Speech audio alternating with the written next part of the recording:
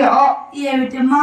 కట్టుకున్న చెల్లు పట్టిన వారి నడపని కట్టినది బజార్ల సరే కాపవారు నేను చీరలకి ఇప్పేవి ఇప్పాను. నాలాంటి కూతురుంటే నువ్వు చీరలకి ఎప్పుడవద్దమ్మా. నోరు మేమేరు అంకులాడి మాయలా నేర్చున్నారా జాన? అత్తమ్మా నాలాంటి ఆడబిడ్డే నీకుంటే ఇలా చీరలకి అయిపోయేది అత్తమ్మ ఆటలవే. అలా నీలాంటి ఆడబిడ్డ లాగుంటే నా అత్తమామ మాట వినకుండా పెడదాన్ని కోసి కాకులకు గత్తలకేసేదాన్ని. నీలాగా పెంచారు నీ తల్లి తండ్రి పెంచాలేమో కానీ నీలాగా పెంచారు అనుకుంటున్నారు అంకులాడి మాయలా నేర్చున్నారా జాన?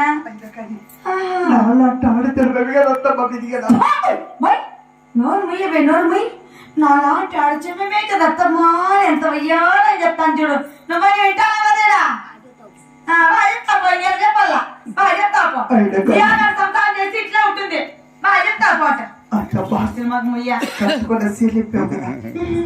నా ఒళ్ళుకు దాచుకోవడానికి నువ్వు కట్టుకున్న పాత శరీరిస్తే నా ఒళ్ళుకు దాచుకున్న అత్తయ్యా. ఆయమ్మ నొలక తీసుకొచ్చి కట్టేస్తుంది.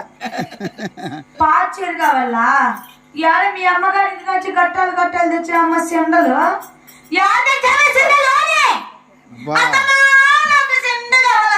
అంటే యాడ తెచ్చిందమ్మ దీన్ని అమ్మగారింటికి సెండలు దీనికి సెండ అలాంటి సెండ చేసుకుందా అని తీసుకొచ్చి ఇస్తారు. నా మాట ఏంటి దీనికోసం అదేమన్నా 10,000 రూపాయలు పత్తి తెచ్చిన ముసలమ్మ చెప్పిన మాట ఇవ్వకపోతే గమనం ఉంటారా? నువ్వు సంసారం చేపించేది నీకు తెలుస్తుంది కోడలతో. అన్ని పొలాన్ని పూసిపోయి డొక్కలు వేసుకొని కూర్చొని తెచ్చావు. ఏమి చెప్పినట్టు వినాలి కదా.